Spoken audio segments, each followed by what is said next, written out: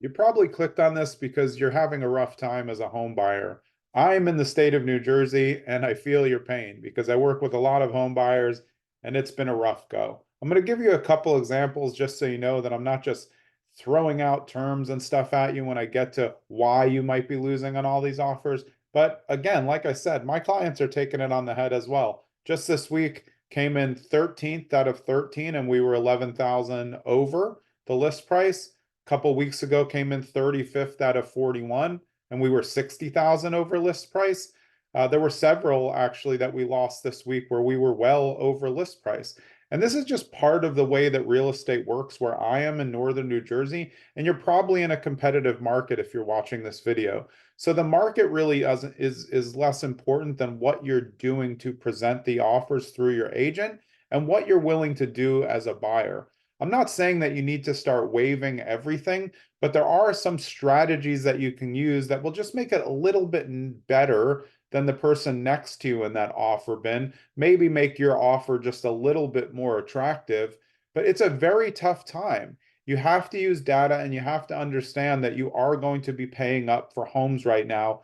We all thought, actually, I didn't think this, but the national news told you that if mortgage rates go up, prices will come down. Of course, that's not what happened. Prices have continued to go up, even though mortgage rates are still relatively high, although not in a historical context, but from the last few years, they're very high compared to what people refer to as the good times, which were those twos and threes.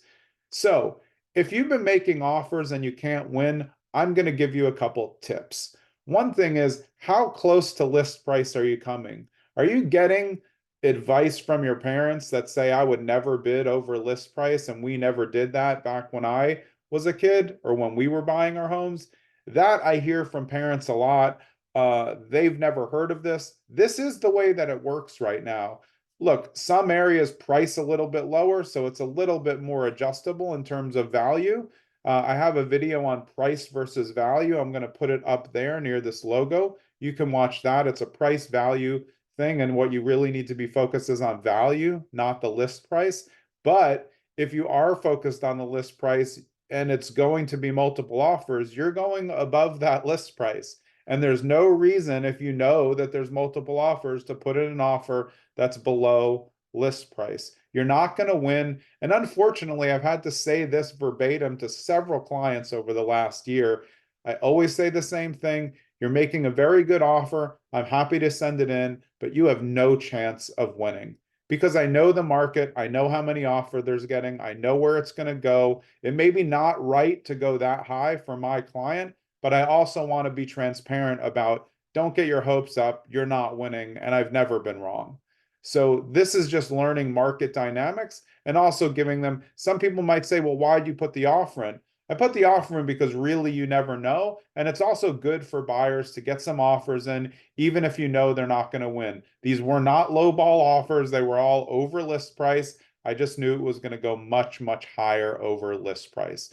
So let's talk about the amount of money you're putting down if you're getting a mortgage. If you're up against cash, you can't blame sellers for taking a cash deal over a mortgage deal. That's just a smart move by a seller. There's no appraisal contingency. It's easier. And if they've seen a proof of funds, it's going to be a quicker closing. So don't be all sour grapes. There are a lot of cash transactions, and it's unfortunate that you can't beat them, but you can't blame sellers for taking cash on these deals. But if you're putting 10% down, I would tell you that's not going to be very competitive in a lot of markets. You would have to be substantially higher, and then they're going to question the amount of down payment that you have, and maybe you're going too high. So if you're looking to do your loan at 10% down and you don't need the exact size of house that you're looking at, I would consider trying to figure out how you can get to at least 20% down and trying to pare down the sales price. Because maybe you don't need as big a house. We've seen too many people who are yet to need the 5 bedrooms, looking at 5 bedrooms because of the allure of a forever home. But a forever home's not a real thing. Most people never stay in their home forever, and homes are assets. You can trade them for more money and upgrade to another home at a later time. So maybe you don't need a 5 bedroom right now. What's stopping you from looking at 3-bed, 2-bath homes that are in really good shape that you'll get a good enjoyment out of for 3 to 5 years? And then, no, you will grow out of it. But if you're in these appreciating markets, you're going to make money when you grow out of it. So maybe you still have to get into the same process. Maybe you have to beat 20 people, but maybe you have the ability to scale higher in that list because you can put more money down. If you're in the same boat with 10 other offers and they all have 20% down or more, or they're cash and you have 10% down or less, you're just not going to win. It's just the way that a seller looks at it. Even if you disagree with that, you have to put on the hat of a potential seller in the future and say, what would I want as a seller? And you have to start to try to craft your offers to match that. And when I talk about offers, I'm also going to talk about presentation. It's very, very important, but I want to hit a couple other points. One is inspections. Do not ever waive inspections. Don't buy as is houses if you're a first time home buyer. Don't waive the whole thing. You still want to do your due diligence. Don't say that you will not make inspection repair requests. Use limiting language, which just will cut it down to major structural, environmental, safety hazards. That's a great barrier. You can add in electrical and plumbing using the word major. Of course, that's debatable, but it just says you're kind of not going to be a pain when you get to the inspection part. That's important. When it comes to appraisal, you also don't have to waive appraisal fully to be competitive. I mean, sometimes in northern New Jersey you do, but that doesn't mean that you should. Because if you waive appraisal and it under appraises, you need to bring all that money on the difference to cash in addition to your down payment and your closing costs and your inspection. So it's a safety mechanism to not do that. But there's other ways that you can make it compelling. You have to first ask yourself, how much extra cash would I burn to win? So let's just say that you had 50,000 extra cash above your down payment, closing costs, and your inspection, and you said like, "Hey, if I can get it, I'm willing to sacrifice 50,000 more." So then you would do what's called a modified appraisal waiver, which is you'd waive appraisal down from whatever your list price minus 50,000, so that if it appraised 50,000 low, you're saying you'd bring the 50,000. If it appraised 100,000 low, you would bring 50,000 over the appraised value. So that's just another way to add something a little bit there. And also on inspection repair requests, sometimes we're doing this. I call it an inspection deductible. You can say, we'll only make inspection repair requests for a major, what I said, structural, environmental, and safety issues, and we'll waive the first $2,500 in repair requests so that when you get the list, you identify these things would cost 2,500. We're not going to ask for those. And then your major issues after that, you can ask for it. So those are ways without waiving away all your rights and making it scary to just do modified things that may place you above others who aren't putting any modified language in there. Let's talk about presentation. Do you even know how your real estate agent is presenting your offers?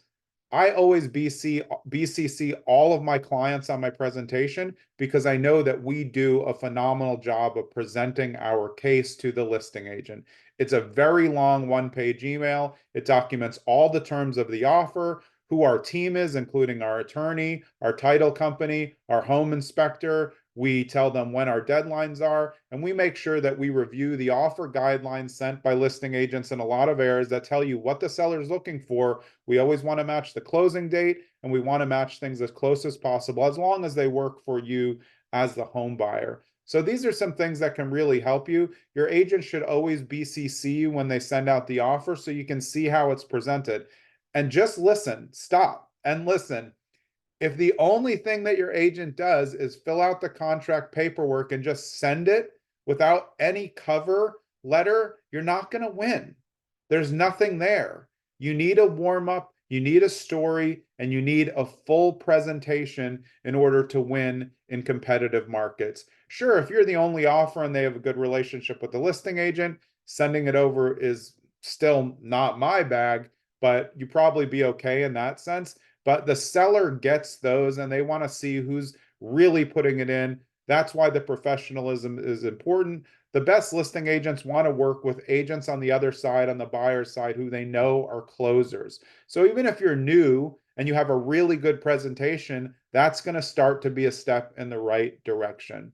So, what do you do if you're a home buyer who can't win right now? First, you really have to look at yourself and look at the markets and say, am I looking in the right markets? Can we afford these markets right now with the rates and what we have down payment?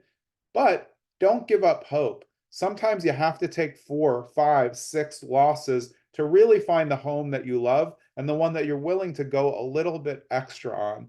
And in competitive markets, it's really the ones where you're going to make that stretch, but be happy that you did when you win. Last thing, the thing that I think buyers are most worried about, and I experienced this firsthand on multiple offers this week, buyers get this thing in their head, well, I don't want to bid too much because what if someone's not close to me? Listen, you're never going to know. So thinking like that will make you lose every single time. So if you're thinking, hey, I want to bid 600,000, but what if the next person below me is 550? What do you care? You're never going to find out, and that's what you think it's worth. And if it's worth 600 to you, then you should bid it as long as you can back it up by the data. If you don't waive appraisal, you're protected. If you do, you know you're going to put that money in, and you should generally know in the ballpark of where it's going to appraise. But you can't just think that some of these things that will just work out for you. It's not that easy. Markets are super competitive right now. The way that you bid is very, very, very important. So, how can I help you? I can only help you by saying, listen, stick to it. You're going to have to lose a lot. You're going to have to keep going until you're ready to reach up and get it. And when you do reach up and get it, make sure it's a house that you love. Don't feel desperate, even if inside you maybe feel a little bit desperate. Feel empowered by the fact that there's data out there. And if you keep at it, you eventually will find the right one. Maybe you'll scale down in your size. Maybe you'll scale down in your price. Maybe the market in your area will take a little bit change, but you never want to be that person who takes 2 months off and in that 2 months your dream house came on and actually sold for an amount that you could have gotten it for. You just have to stay at it, build a great relationship with your real estate agent. Those are the best tips I can give you.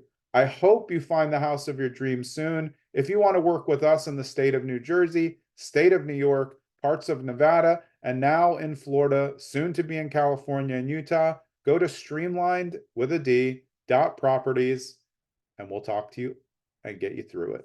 See you later.